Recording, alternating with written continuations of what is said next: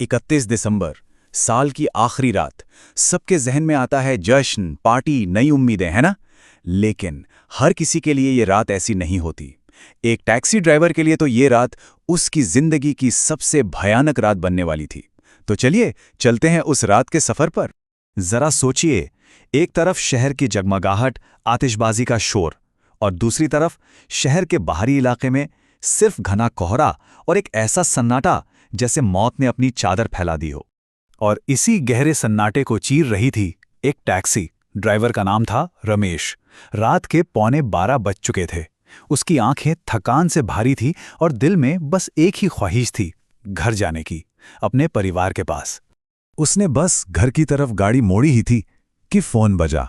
एक आखिरी सवारी। रमेश का हाथ कैंसल बटन पर था कि तभी उसकी नजर किराए पर पड़ी, 3 गुना ज्यादा। एक पल में लालच ने उसकी सारी थकान मिटा दी, और यही उसकी जिंदगी की सबसे बड़ी भूल साबित हुई। रमेश ने एक्सेप्ट पर क्लिक कर दिया, लेकिन लोकेशन देखते ही उसके दिल में एक अजीब सा डर बैठ गया। शहर के बाहर वो बदनाम पुल, जिसके बारे में कहते हैं कि अंधेरा होने के बाद वहां परिंदा भी पर नहीं मारता। पुल पर कोहरा इतना ज्यादा था कि हेडलाइट्स की रोशनी भी दम तोड़ रही थी। उसने धीरे धीरे गाड़ी बढ़ाई, और तभी धुंधली सी रोशनी में उसे एक परछाई नजर आई। एक अकेली लड़की, और उसके बगल में रखा था एक बहुत बड़ा काला सूटकेस। इस वीरान पुल पर आधी रात को अकेली लड़की। रमेश का दिल जोरों से धड़कने लगा। उसे महसूस हो गया था कि कुछ तो गड़बड़ है, लेकिन अब सवारी तो उठानी थी। उसने गाड़ी रोक दी।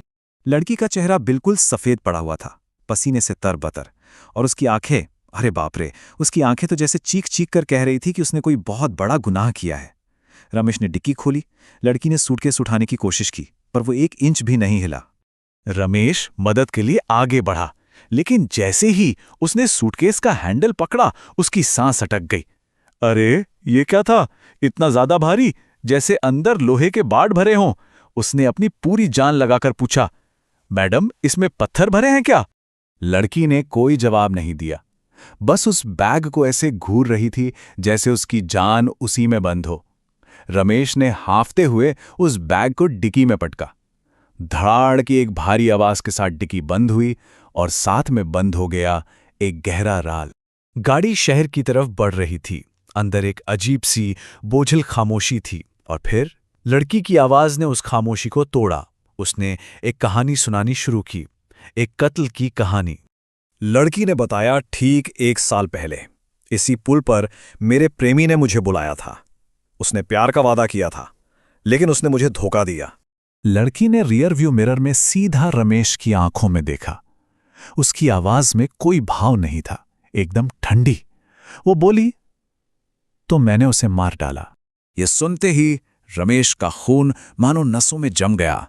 उसके हाथ स्टीयरिंग पर कांप रहे थे, गला रेत की तरह सूख गया था। उसकी टैक्सी में इस वक्त एक कातिल बैठी थी। रमेश का दिल जोर जोर से धड़क रहा था। तभी मंजिल आ गई, गैलेक्सी अपार्टमेंट्स। रमेश ने सोचा कि उसका खौफ खत्म हो गया, पर उसे क्या पता था कि असली खौफ तो अब शुरू होने वाला था। लड़की ने कहा, यह बैग 3री मंजिल पर पहुंचा दो। रमेश बस किसी भी तरह उससे पीछा छुड़ाना चाहता था। उसने फौरन हां कह दी। तभी लड़की ने उसका फोन मांगा और एक नंबर मिलाया। रमेश ने हाफते कांपते उस भारी बैग को दरवाजे पर रखा। तभी सीढ़ियों पर भारी जूतों की आवाज गूंजी। पुलिस! वो तेजी से ऊपर आ रहे थे। रमेश के तो पैरों तले से जमीन खिसक गई। उसे लगा वो फंस चुका है। पुलिस ने रमेश को धक्का देकर किनारे किया और दरवाजा खटखटाया। एक घबराया हुआ लड़का बाहर निकला। इंस्पेक्टर ने सिर्फ बैग की तरफ इशारा किया। एक हवलदार आगे बढ़ा और उसने जिप पर हाथ रखा। उस एक पल के लिए सबकी सांसें रुक गई। बैग खुला और अंदर उसी लड़की की लाश थी। उसका शरीर नीला पड़ चुका था, गले पर जख्मों के गहरे निशान थे। रमेश ने कांपते हुए पीछे मुड़कर देखा। लड़की गायब थी। इंस्पेक्टर ने रमेश के कंधे पर हाथ रखा। शुक्रिया, तुम्हारे फोन से आई कॉल ने ही हमें इस कातिल तक पहुंचाया है। और तब रमेश को सब समझ आया। वो फोन कॉल लड़की ने पुलिस को बुलाया था, अपनी ही लाश के लिए, अपने कातिल को पकड़वाने के लिए। पुलिस कातिल को ले जा चुकी थी। रमेश सुन्न खड़ा था। वो किसी तरह कांपते हुए अपनी टैक्सी तक पहुंचा। उसका दिमाग काम नहीं कर रहा था। वो बस यहां से भागना चाहता था। उसका पूरा शरीर ठंडे पसीने में नहा चुका था। कांपते हाथों से चाबी नहीं घूम रही थी। आखिरकार इंजन स्टार्ट हुआ। उसने एक्सीलरेटर पे पैर रखा ही था कि उसकी नजर रियर व्यू मिरर पर गई। पिछली सीट खाली थी, बिल्कुल खाली, पर तभी उसके कानों में एक बर्फीली सरगोशी गूंजी। शुक्रिया रमेश, किराया नहीं लोगे? उस आवाज के बाद एक ठंडी, खौफनाक हंसी पूरी गली में गूंज उठी।